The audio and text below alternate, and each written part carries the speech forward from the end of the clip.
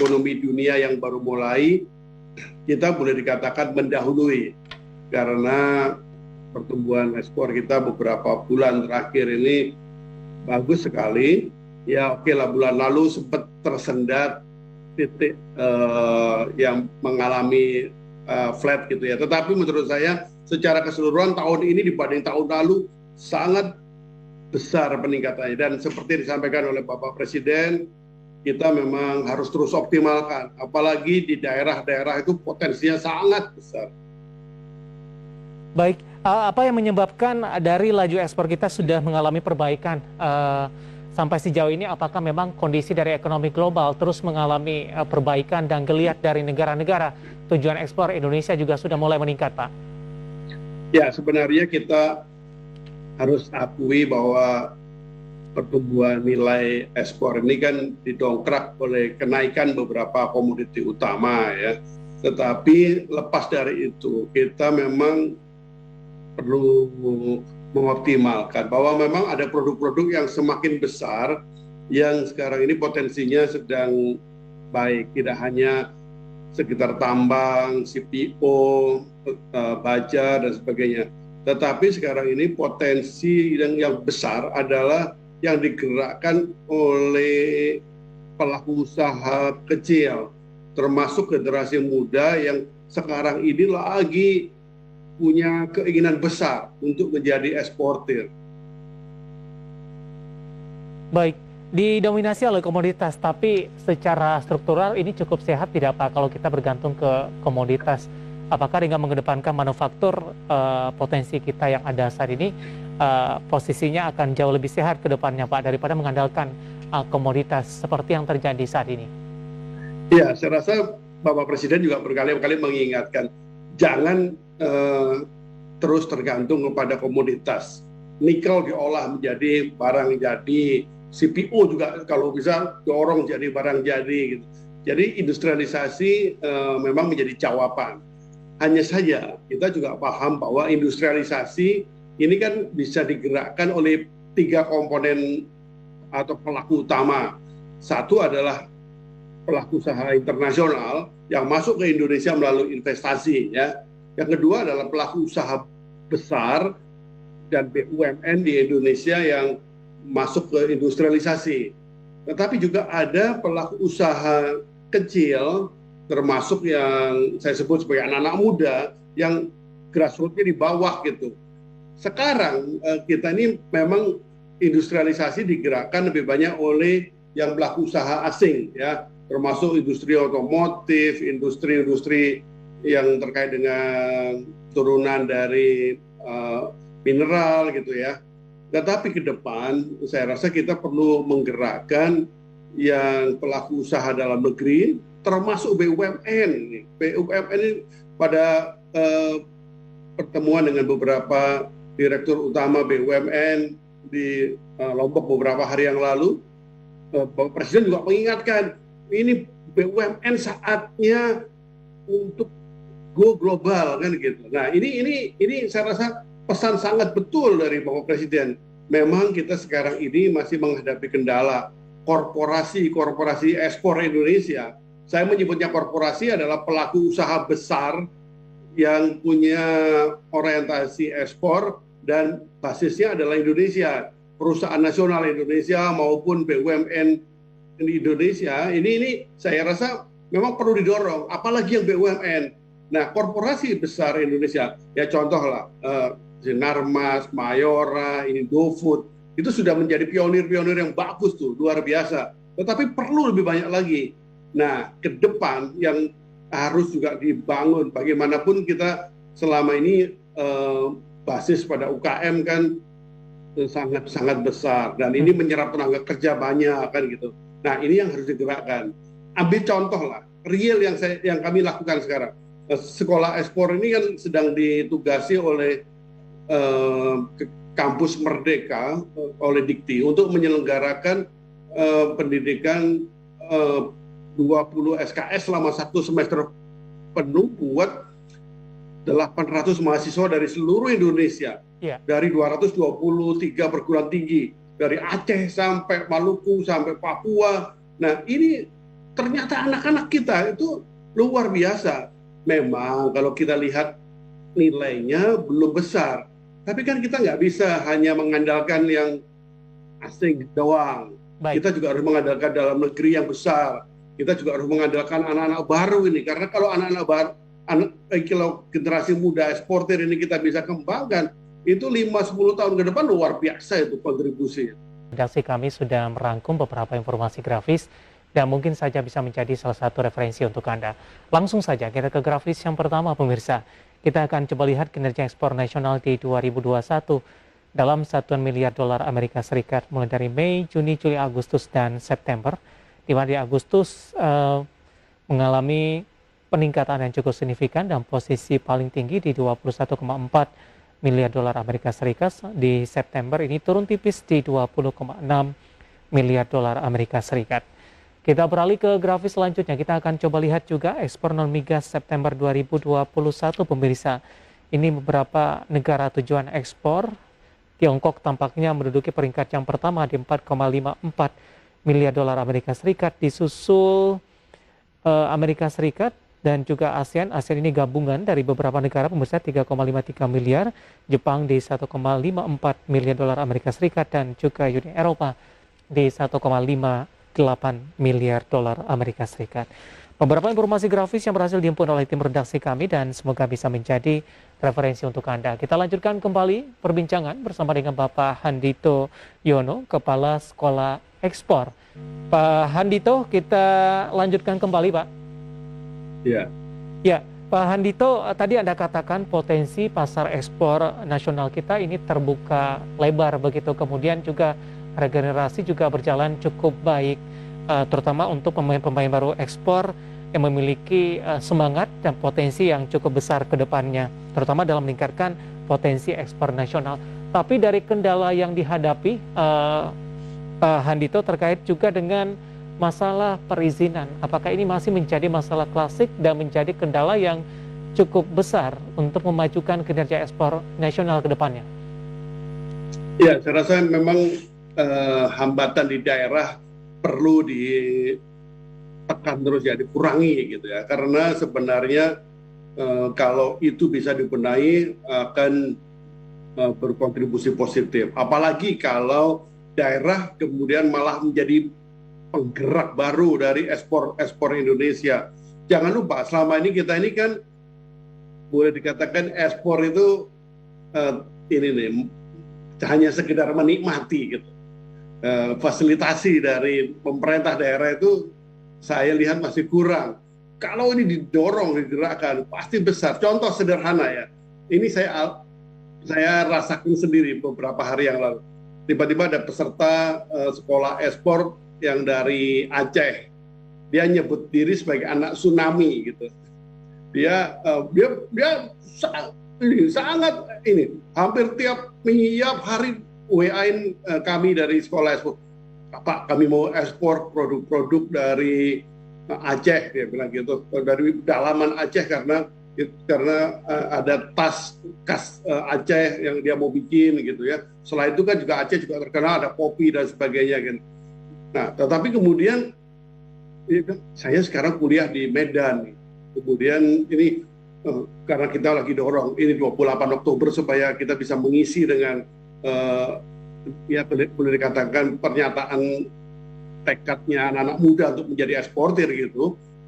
Saya mau balik Pak ke Aceh ngambil barangnya nih Pak. Nah, dia pulang dari Medan ke Aceh ke dalam sana. Sebenarnya hambatan dalam pengertian dihambat tidak gitu. Tetapi dia sampai ke pedalaman itu kan perlu waktu lama, ongkosnya mahal gitu.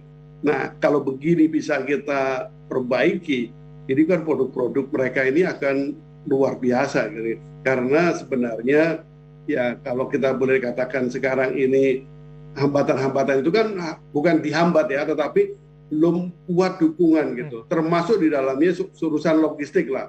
Ya saya di Kadin juga sekarang lagi ngurusin badan logistik dan rantai pasok gitu ya. Nah, tetapi memang ini PR besar gitu. Bagaimana ini bisa kita dorong agar menjadi memperlancar gitu. Nah ini saya rasa ini yang perlu kita lakukan. Kopi juga begitu. Seringkali kita punya hasil kopi di mana-mana, daerah-daerah hampir seluruh daerah punya. Tapi kemudian perlu ada rekomendasi dari dinas dan sebagainya. Nah, saya rasa yang begini-begini ini kan udahlah dibebas-bebasin aja kenapa, supaya kita ini bisa ekspor lebih besar lagi. Hasil kayu misalkan gitu. Ini kan seringkali harus ngurus SVLK gitu ya.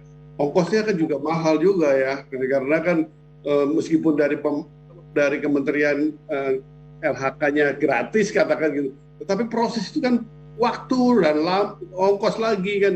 Nah ini yang kita perlu fasilitasi. Saya rasa yang harus kita lakukan sekarang, kita memang secara proaktif melakukan upaya-upaya untuk mendorong eksportir yang kecil-kecil, yang baru, yang muda ini, agar ini menjadi sebuah gerakan besar. Karena menurut saya Indonesia harus mulai menggeser dari bangsa importir menjadi bangsa eksportir gitu.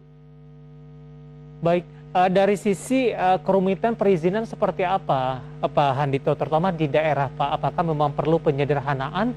Kemudian bagaimana juga koordinasi antara pemerintah pusat dan daerah ketika ini berjalan, harusnya berjalan mulus, tidak ada hambatan, kemudian lebih diterapkan untuk satu arah atau satu pintu dalam hal ini Pak Handito?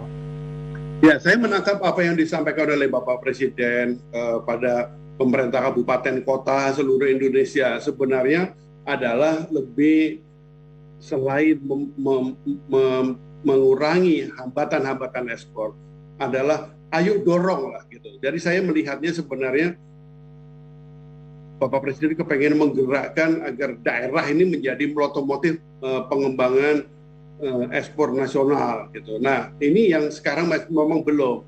Saya rasa perlu dipikirkan begini, contoh ya, kalau selama ini kan kita kenal OVOP gitu, One Village, One Product. Nah saya rasa ini sudah waktunya ini setiap kabupaten kota yang siap gitu ya untuk mengembangkan produk-produk unggulan dari daerah kan gitu. Nah sehingga dikasih semua aturan-aturan yang di situ yang menghambat buang-buangin gitu. Dan didorong. Beberapa hari yang lalu kami meeting dengan pejabat dari Trenggalek sana, Ibu Bupati Trenggalek itu yang kepengen menggerakkan ekspor produk-produk dari daerah itu. Contoh di sana ada kampung coklat gitu. Nah, kampung coklat ini sebenarnya kan potensinya sangat besar. Selama ini kan kita ekspornya kakao kan gitu. Padahal kalau kita bisa robah jadi coklat, nah nilai tambahnya kan besar. Tetapi seringkali kan masih ada PR. Oh iya, nanti kalau dari proses ini membutuhkan izin-izin dari dinas kesehatan setempat, dinas perindustrian setempat kan gitu. Nah ini yang saya rasa perlu disinkronkan. Sebenarnya niat besarnya melalui Undang-Undang Ciptaker yang sekarang sudah diterjemahkan dengan OES yang baru itu sudah oke ya. Nah, tetapi kan seringkali masih di OES masih ada ini masih harus minta izin-izin daerahnya. Nah, ini saya rasa perlu didorong terus lah ini. Karena OSS ini kadang-kadang juga membangun peraturan baru akhirnya gitu. Harus ada izin-izin lagi tambahannya yang satu pintu tapi masih ada sambung-sambungannya. Nah ini ya, tapi saya lihat ini sebagai grand design Pak Presiden sudah memberikan dorongan kuat. Nah tinggal didukung aja lah. Saya yakin daerah khususnya kabupaten, kota dan provinsi kalau ikuti apa yang dipesankan Pak Presiden semuanya akan bergerak. Ya, Handito, kita lanjutkan kembali Pak dari sisi perizinan. Tadi sudah Anda sempat singgung, dorongan dari pemerintah daerah sangat diperlukan, koordinasi antara pemerintah pusat dan daerah juga sangat dibutuhkan begitu supaya lebih memudahkan munculnya pelaku-pelaku ekspor baru. Nah dari sisi kualitas seperti apa Pak produk yang dihasilkan untuk dilakukan ekspor, terutama dalam menghadapi standar atau kriteria dari pasar internasional sampai sejauh ini Pak Handito? Ya, saya membagi kualitas dalam jenis produknya ya. Kan bagaimanapun produk-produk ekspor kita ini ada yang lebih banyak adalah menggali dari alam, termasuk hasil-hasil tambang yang meskipun itu terus dikurangi agar jadi barang jadi.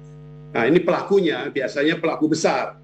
Nah kalau pelaku besar seperti ini sebenarnya relatif tidak ada masalah sama sekali ya, karena mereka kan bisnisnya B2B dan mereka sudah inilah punya tektokannya dengan pembeli luar negerinya udah oke.